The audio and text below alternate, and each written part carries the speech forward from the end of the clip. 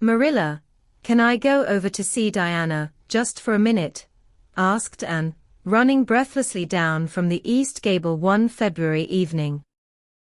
I don't see what you want to be traipsing about after dark for, said Marilla shortly. You and Diana walked home from school together, and then stood down there in the snow for half an hour more, your tongues going the whole blessed time, clickety-clack. So I don't think you're very badly off to see her again. But she wants to see me, pleaded Anne. She has something very important to tell me. How do you know she has? Because she just signaled to me from her window. We have arranged a way to signal with our candles and cardboard. We set the candle on the window sill and make flashes by passing the cardboard back and forth. So many flashes mean a certain thing. It was my idea, Marilla. I'll warrant you it was, said Marilla emphatically. And the next thing you'll be setting fire to the curtains with your signaling nonsense. Oh, we're very careful, Marilla. And it's so interesting. 2 flashes mean, are you there? 3 mean yes and 4 no, 5 mean, come over as soon as possible, because I have something important to reveal. Diana has just signaled 5 flashes, and I'm really suffering to know what it is. Well, you needn't suffer any longer, said Marilla sarcastically. You can go, but you're to be back here in just 10 minutes, remember that. Anne did remember it and was back in the stipulated time, although probably no mortal will ever know just what it cost her to confine the discussion of Diana's important communication within the limits of 10 minutes. But at least she had made good use of them. Oh, Marilla, what do you think? You know tomorrow is Diana's birthday. Well, her mother told her she could ask me to go home with her from school and stay all night with her. And her cousins are coming over from Newbridge in a big pung sleigh to go to the debating club concert at the hall tomorrow night. And they are going to take Diana and me to the concert if you'll let me go, that is. You will, won't you, Marilla? Oh, I feel so excited. You can calm down then, because you're not going. You're better at home in your own bed, and as for that club concert, it's all nonsense, and little girls should not be allowed to go out to such places at all. I'm sure the debating club is a most respectable affair, pleaded Anne. I'm not saying it isn't. But you're not going to begin gadding about to concerts, and staying out all hours of the night. Pretty doings for children. I'm surprised at Mrs. Barry's letting Diana go. But it's such a very special occasion, mourned Anne, on the verge of tears. Diana has only one birthday in a year. It isn't as if birthdays were common things, Marilla. Prissy Andrews is going to recite "Curfew Must Not Ring Tonight." That is such a good moral piece, Marilla. I'm sure it would do me lots of good to hear it. And the choir are going to sing 4 lovely pathetic songs that are pretty near as good as hymns. And oh, Marilla, the minister is going to take part. Yes, indeed, he is. He's going to give an address. That will be just about the same thing as a sermon. Please, mayn't I go, Marilla? You heard what I said, Anne, didn't you? Take off your boots now and go to bed. It's past 8. There's just one more thing, Marilla, said Anne, with the air of producing the last shot in her locker. Mrs. Barry told Diana that we might sleep in the spare room bed. Think of the honor of your little and being put in the spare room bed. It's an honor you'll have to get along without. Go to bed, Anne, and don't let me hear another word out of you. When Anne, with tears rolling over her cheeks, had gone sorrowfully upstairs, Matthew, who had been apparently sound asleep on the lounge during the whole dialogue, opened his eyes and said decidedly, "Well now, Marilla, I think you ought to let Anne go." I don't then, retorted Marilla. Who's bringing this child up, Matthew, you or me? Well now, you, admitted Matthew. Don't interfere then. Well now, I ain't interfering. It ain't interfering to have your own opinion. And my opinion is that you ought to let and go. You'd think I ought to let and go to the moon if she took the notion, I've no doubt, was Marilla's amiable rejoinder. I might have let her spend the night with Diana, if that was all. But I don't approve of this concert plan. She'd go there and catch cold like as not, and have her head filled up with nonsense and excitement. It would unsettle her for a week. I understand that child's disposition, and what's good for it better than you, Matthew. I think you ought to let and go, repeated Matthew firmly. Argument was not his strong point, but holding fast to his opinion certainly was. Marilla gave a gasp of helplessness, and took refuge in silence. The next morning, when Anne was washing the breakfast dishes in the pantry, Matthew paused on his way out to the barn to say to Marilla again, I think you ought to let and go, Marilla. For a moment Marilla looked things not lawful to be uttered. Then she yielded to the inevitable and said tartly, Very well, she can go, since nothing else will please you. And flew out of the pantry, dripping dishcloth in hand. Oh, Marilla, Marilla, say those blessed words again. I guess once is enough to say them. This is Matthew's doings and I wash my hands of it.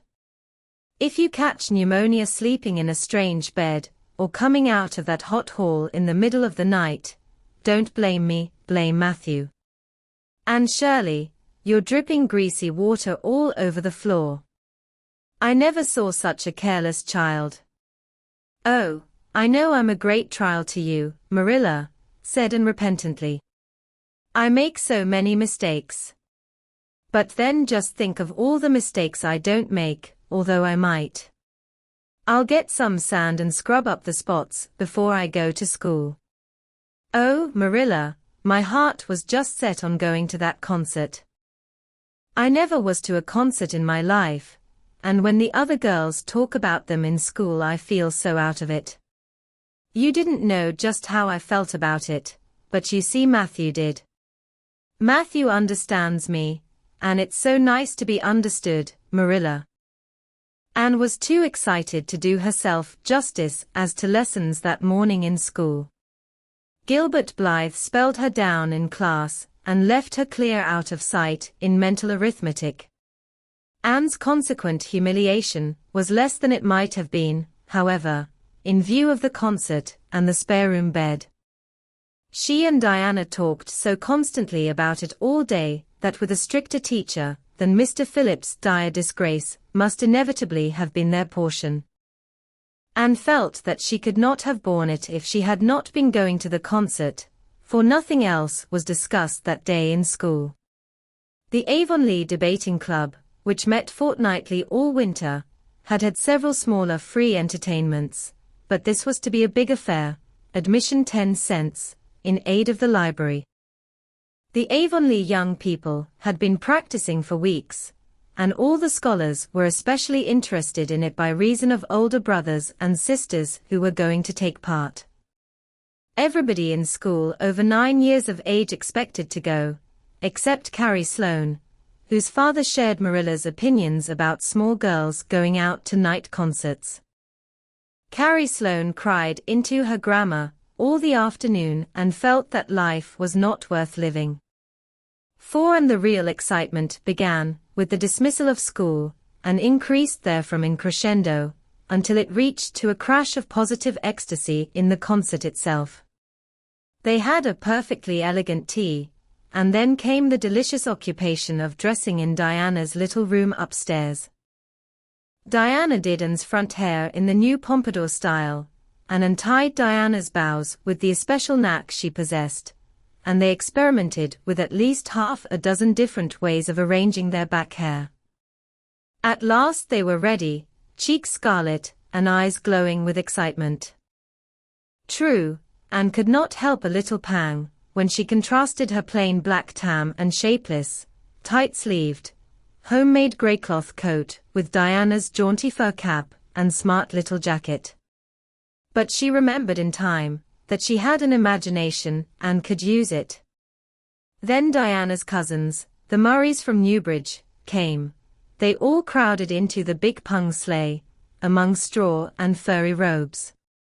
Anne revelled in the drive to the hall, slipping along over the satin-smooth roads, with the snow crisping under the runners. There was a magnificent sunset, and the snowy hills and deep blue water of the St. Lawrence Gulf seemed to rim in the splendor like a huge bowl of pearl and sapphire brimmed with wine and fire. Tinkles of sleigh bells and distant laughter, that seemed like the mirth of wood elves, came from every quarter. "Oh, Diana," breathed Anne, squeezing Diana's mittened hand under the fur robe, "isn't it all like a beautiful dream? Do I really look the same as usual? I feel so different that it seems to me it must show in my looks." "You look awfully nice," said Diana, who, having just received a compliment from one of her cousins, felt that she ought to pass it on. "You've got the loveliest color." The program that night was a series of thrills for at least one listener in the audience, and as Anne assured Diana, every succeeding thrill was thrillier than the last. When Prissy Andrews, attired in a new pink silk waist with a string of pearls about her smooth white throat and real carnations in her hair, rumor whispered that the master had sent all the way to town for them for her, climbed the slimy ladder, dark without one ray of light, and shivered in luxurious sympathy.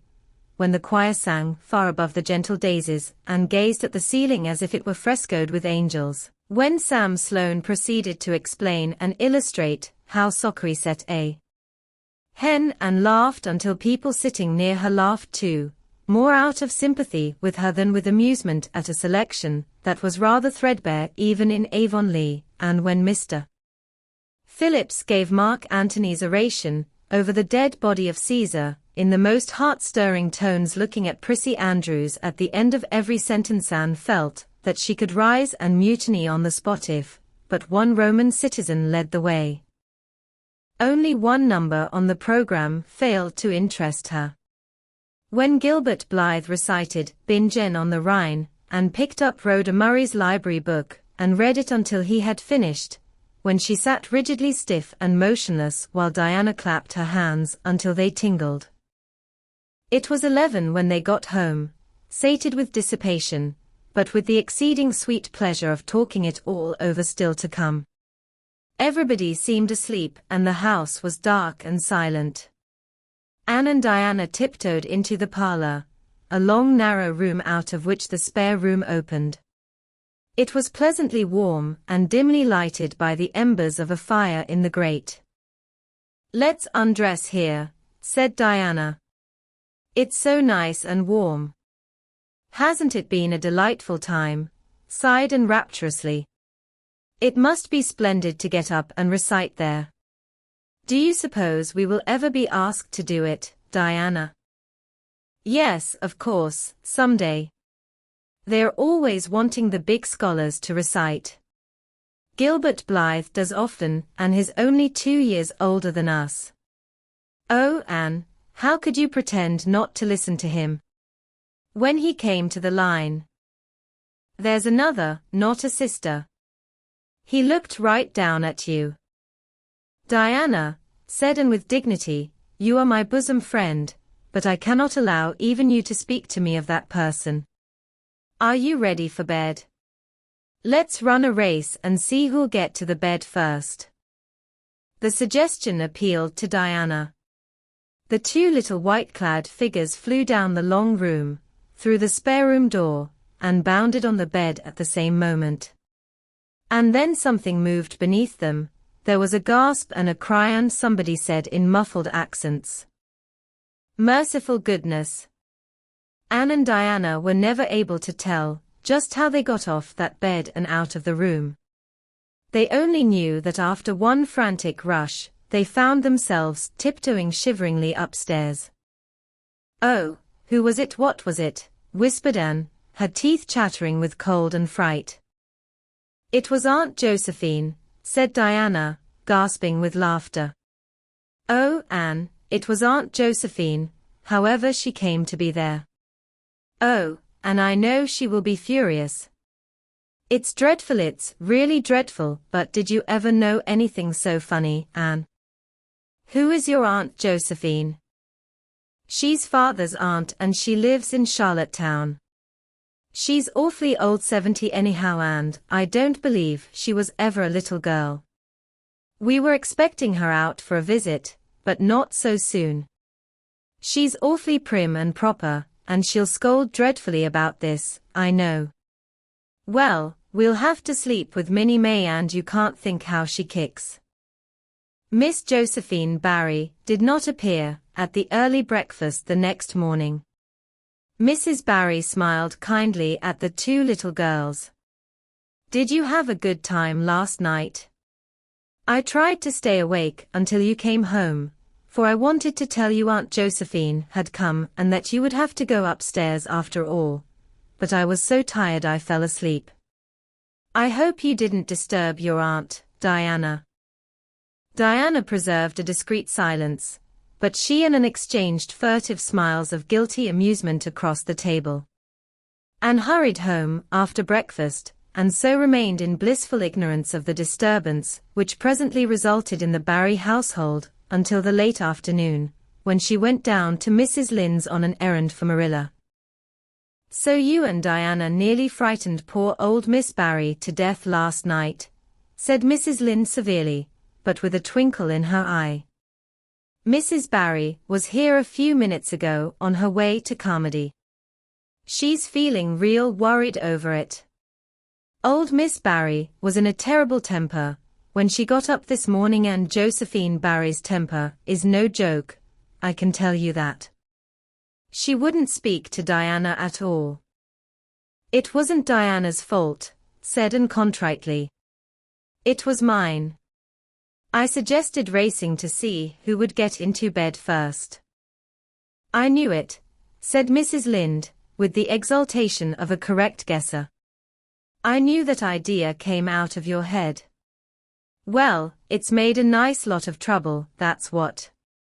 Old Miss Barry came out to stay for a month, but she declares she won't stay another day, and is going right back to town tomorrow, Sunday and all as it is.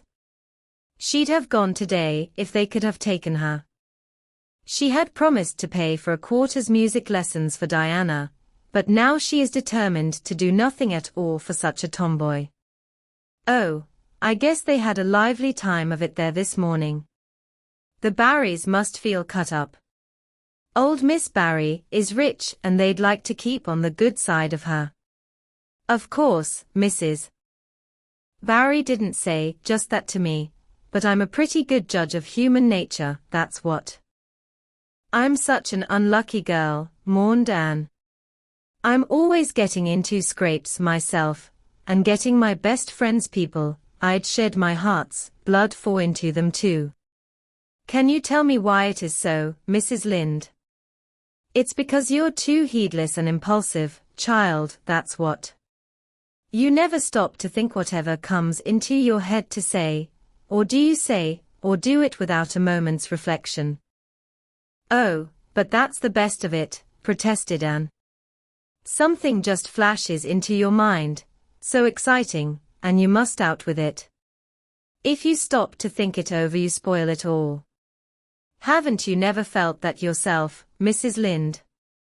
No, Mrs. Lynde had not. She shook her head sagely. "You must learn to think a little, Anne, that's what.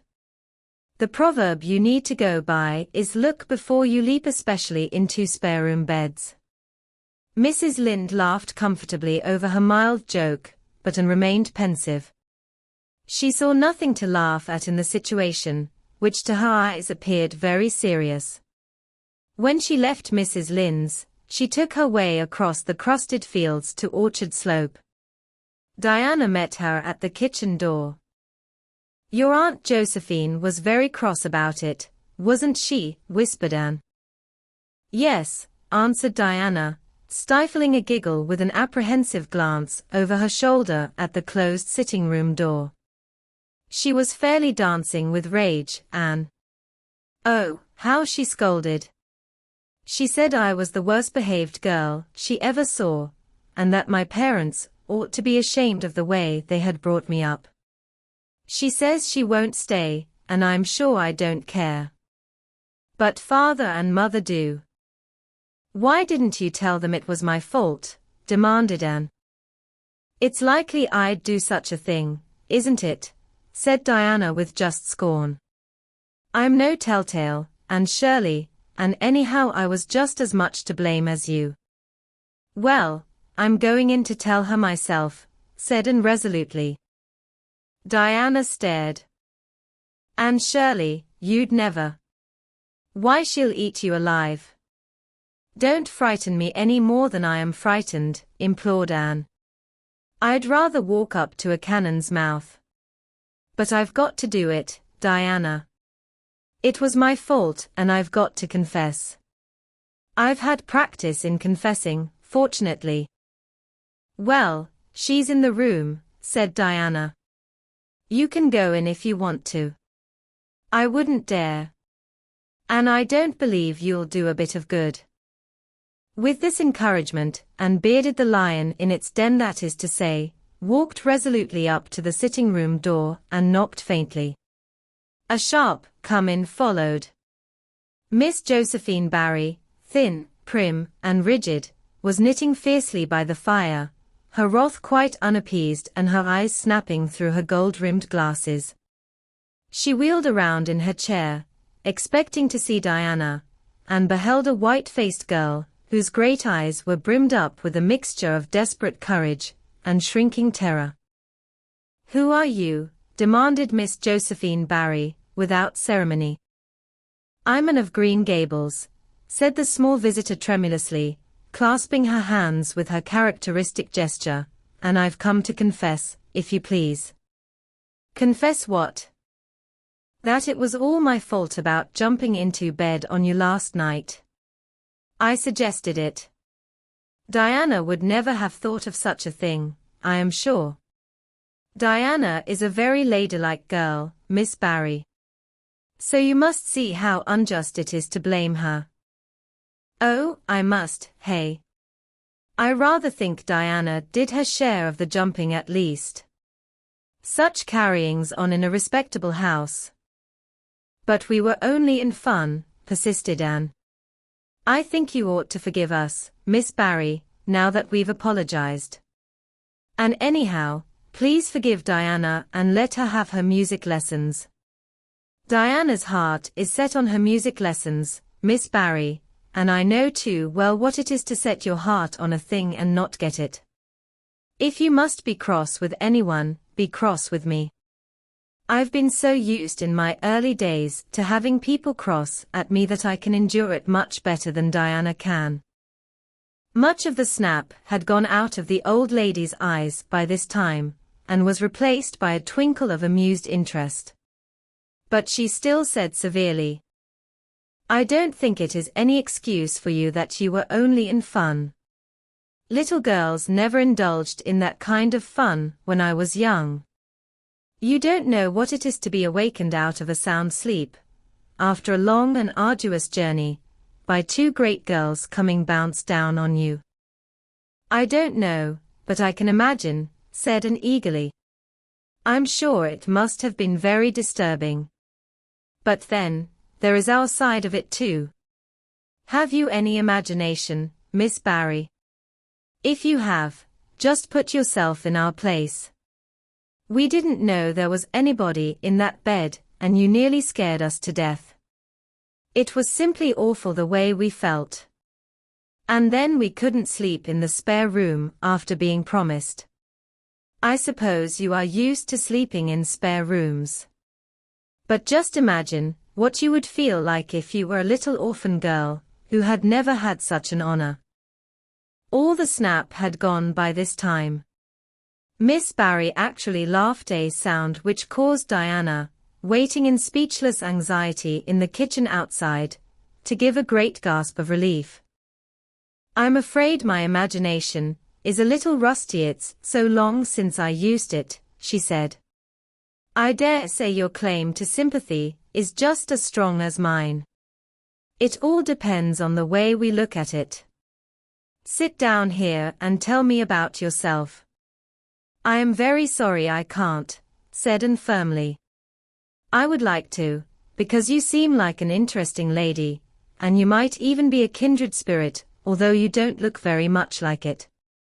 But it is my duty to go home to Miss Marilla Cuthbert. Miss Marilla Cuthbert is a very kind lady who has taken me to bring up properly.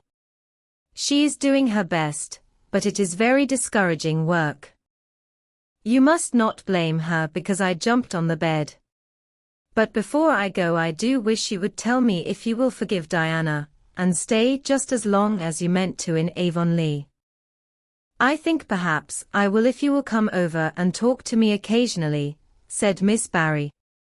That evening Miss Barry gave Diana a silver bangle bracelet, and told the senior members of the household that she had unpacked her valise. "I've made up my mind to stay simply for the sake of getting better acquainted with that Anne girl," she said frankly. "She amuses me, and at my time of life an amusing person is a rarity." Marilla's only comment when she heard the story was, "I told you so." This was for Matthew's benefit. Miss Barry stayed her month out and over. She was a more agreeable guest than usual, for Anne kept her in good humor. They became firm friends. When Miss Barry went away she said, "Remember, you Anne girl, when you come to town you're to visit me, and I'll put you in my very sparest spare room bed to sleep." Miss Barry was a kindred spirit, after all, Anne confided to Marilla. "You wouldn't think so to look at her, but she is. You don't find it right out at first, as in Matthew's case, but after a while you come to see it. Kindred spirits are not so scarce as I used to think. It's splendid to find out there are so many of them in the world."